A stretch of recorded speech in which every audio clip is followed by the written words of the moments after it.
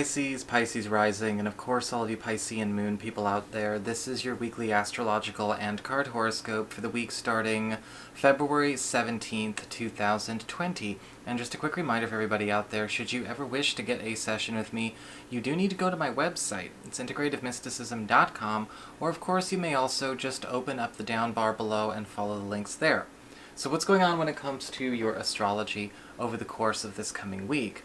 Well, it looks like on Thursday, Jupiter, the planet of luck, abundance, expansion, access to the world at large, and knowledge in your 11th house of friendships and social networking, is going to start a 4-day sextile to Neptune, your ruler, the ruler of illusions, fantasy, dreams, wishes, wish fulfillment, but also creativity and inspiration and spirituality in your sign. And with Jupiter, we have an energy of either a friend or a friendship group actually supporting or lifting up some kind of private goal or private dream of yours. But what I find is actually quite interesting is that with Jupiter sextile to Neptune, this is something that I feel a lot of you don't necessarily share with the general public. This is going into the wild fantasist type of territory, and this has nothing to do with what might be deemed conventionally aspirational. But with Jupiter sextile to Neptune, a personal dream, a personal fantasy, maybe a chance to live that world, is going to maybe be given to you by a friend. Now, this could be resources that you're getting in order to get started on this journey, maybe a friend who's already on that journey and having great success or is well on their way, or quite possibly a secret means to getting it off the ground will be delivered between Thursday and Saturday. On Friday, we've actually got Mars, the planet of action, passion, and energy, as well as conflict. Let's not forget that, especially in the interest of knocking down walls, barriers, and obstacles. It recently moved into your 11th house of friendships and social networking, is forming a gorgeous trine to Uranus, which happens to be in your 3rd house of communications, pacts, promises, and commitments, and your peer group. And it does look like there is somebody in your friendship circle that is ultimately going to be really stirring the pot as it relates to maybe a group that you share, or maybe a field that you work in together. This could be a special interest thing, a creative project. This could be a network of peers and colleagues. But with Mars trine to Uranus, this friend is ultimately beginning the revolution, rebellion, and shift process that Uranus encourages. Now, this also might be a weird thing for you to witness, because you are watching somebody who is ultimately destroying a convention, or a way of being, or an idea that a lot of people maybe sort of succumbed to and became very much attached to. But with Mars trine to Uranus, they're ultimately doing it in the best interest of all concerned. They're getting rid of something that's stagnant or old or distorted or possibly even corrupt. But it will be a tough pill for a lot of people to swallow. But maybe you want to back your friend up on this one. Now, before we go on to your cards, I do want to let everyone know I'm going to be putting out a very special video here within the next 24 hours all about the Oversoul and Oversoul groups. And this is going to be talking about, well, what is happening with the Oversoul? How does that apply to things like soul family, soulmates, and twin flames? Well, it has everything to do with it. And I wanted to make sure that I went and did as big a video as possible, at least even for an intro, because a lot of this information has been diluted for mass consumption. I'll stop there, because you know me, I can get on a soapbox. And as 2020 is all about Oversoul groups and Oversoul movements, and, you know, really getting these large populations of souls to connect, we might want to see what that exactly entails, because what you think you might know about the 20 teens, you know, twin flame craze, might want to check again. It's going to be even cooler than that. So, and if you're interested in that, of course, that'll be available on the main channel page under my Deep Talks playlist, or you can always open the down bar below and check it out, and I'll plug the links in there after I get that done. It'll be up within 24 hours of me publishing these horoscopes. On to your cards. What is going on here? Well, for your spiritual themes, we actually have the Four of Pentacles in reverse. And again, there is a release of something that we have been holding on to, something that we have been clinging on to. And a lot of people are going to be going through this phase. The Four of Pentacles reversed, something that we've been holding out on or holding out for that is not paying off has to be released. And sometimes these things can feel really good because we're glad we don't have to carry it anymore, but sometimes this can feel a little bit mentally, jarring. It's almost like a shift in philosophy for the devoutly religious, or it might be changing the way we look at our own identity, or how we identify with or identify another person or a group or whatever we're actually letting go of here. But the Four of Pentacles reverse is asking for us to shed these things, because sometimes what we're carrying is just taking the room, from something that could be actually more worth your while and more worthy to your highest trajectory.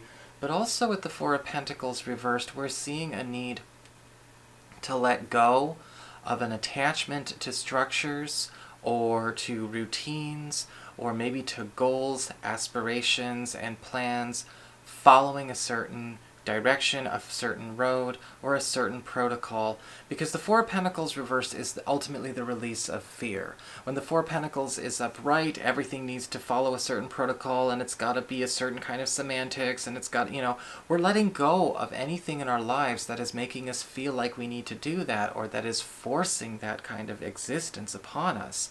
And we're allowing ourselves to actually move forward with a lighter heart and a lighter spirit. In fact, on the influx, we have some help from the moon, interestingly enough, because the moon is all about seeing the other side of a complete being, or a complete manifestation, or a complete occurrence. The moon can only show you one side of itself at a time, but there is an entire being there. There is an entire entity there. And this week you'll be seeing multiple sides, but also complete expressions of others. And you may be finding that while you may prefer one side to another, you are tasked with accepting the whole. Sometimes this can actually be very fun. We may be finding that the side we don't normally see is much more interesting, much more appealing, much more attractive, much more inspirational than the side we've been seeing the whole time. Sometimes it can be a little bit disturbing. We might not know which side is the real side, which one is not. Sometimes both sides are real, and we can't seem to reconcile the fact that they're so contrary. The Moon card upright and the Four of Pentacles reversed are saying, look, we cannot keep it simple anymore. It cannot be easy peasy that way. Not right now. You have to start seeing things for the entirety of what they are, because there are a lot of wonderful breakthroughs coming your way, and you don't want to be doing everything just in a way where you're only getting half of what you can, or working with half of what you know. As far as the outflux is concerned, what's going away, we have the Chariot upright. Now the Chariot upright is kind of interesting here, because to have the Chariot leave, there is sort of a lack of surety going on. Something that we had 100% confidence in, whether it was an order of operations, a protocol, a convention, an institution, I don't know, is not holding that kind of confidence anymore. And the Chariot card going away is indicating that there's going to be a need for you to maybe start working with something that you make yourself. No longer working with external structures, following in other people's footsteps, or doing any of those kinds of things. Throw out the recipe book and start cooking soul food for a while. The Chariot card going away is also an encouragement for originality. It's an encouragement for you to celebrate where you are, what you're doing, and how you do it as a unique expression of source consciousness. It's ultimately more important than doing anything else. Finding out how to express the entirety and the truth of you will always, hands down, obliterate any kind of priority to be the best specimen of a prescripted life. And with the Chariot card going away, there's the freedom, but also the uncertainty there. But you're a Pisces, I think you can navigate it. Moving on to the Bottom row, we talk about the mundane. Are you going to be in the way? This is Persephone, everybody, my girl. For your material concerns, we have the Four of Pentacles in reverse. Not Four of Pentacles, excuse me, or Four of Cups in reverse. And with the Four of Cups in reverse when it comes to financial and professional concerns, a lot of you Pisces people are getting incentive to deviate from your plan. Whether it's your financial plan, your professional plan, throw out everything that you've learned in a lot of cases with the Four of Cups reversed, because there is actually a faster road to success, upward mobility, prominence, or maybe even something more fulfilling than that. There are lots of things that are more fulfilling than that. Coming from a humble, off-the-wall, offbeat place. This could be something that's proposed to you on the job, or perhaps something that is just an up-and-coming growth spurt for somebody that you know, or a project or an industry that you're aware of. This could be an up-and-comer welcoming you into their space, wanting to take you along for the ride. Pay attention with the Four of Cups reversed. Of course, be discerning. We don't want to be gullible.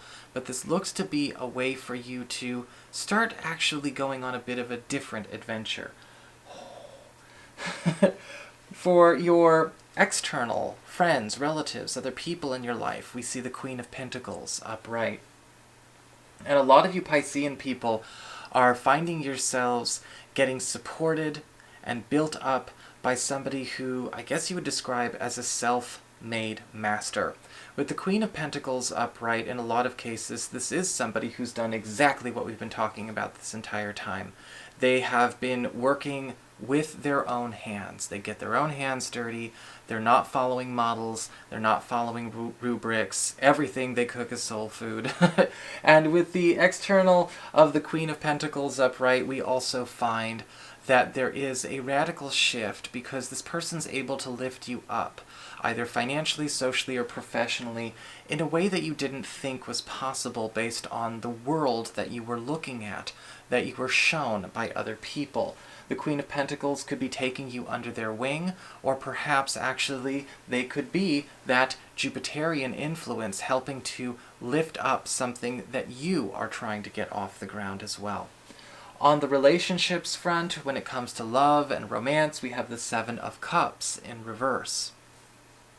And a lot of you, looks like a lot of you Piscean people are getting a chance to actually just go for it when it comes to actually stepping into a space where you're not interested in anyone but either somebody new coming in if you're available, or possibly seeing availability for somebody that you've maybe always had a crush on, always had a bit of an emotional rapport with, or some kind of connection with. The Seven of Cups reversed, thank you, is indicating that there's an opening coming your way. And the reason I say the Seven of Cups is saying that because I'm seeing you making a beeline this week, whether you are with a partner, maybe you and a partner are making a beeline as a couple towards a step in your relationship that you've been ultimately too careful with, or maybe denying yourselves, or maybe something that you've been trying to be a bit more, just a bit more tentative with. We're not sure if we want to get that serious about whatever this is.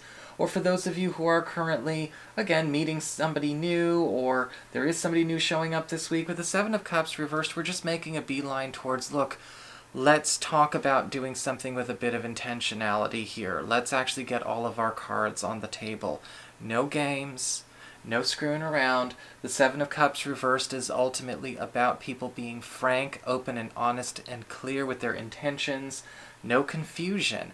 Some of you who are in existing relationships find that your partner and you have decided to do some eliminating from your lives together. We are eliminating maybe social influences, maybe eliminating obligations, expenses, or maybe even crud that we don't even want to take care of anymore. That's taking a perfectly good space for our family or for our relationship. This is where we have a chance to break free. It's a huge week of freedom for a lot of you Piscean people. You just have to be okay with letting go of what you thought was a safety blanket. So that is your horoscope. I hope you enjoyed it. If you did, don't forget to like, share, and subscribe. You know I appreciate it. And should you ever wish to get a session with me, you do need to go to my website. It's called integrativemysticism.com.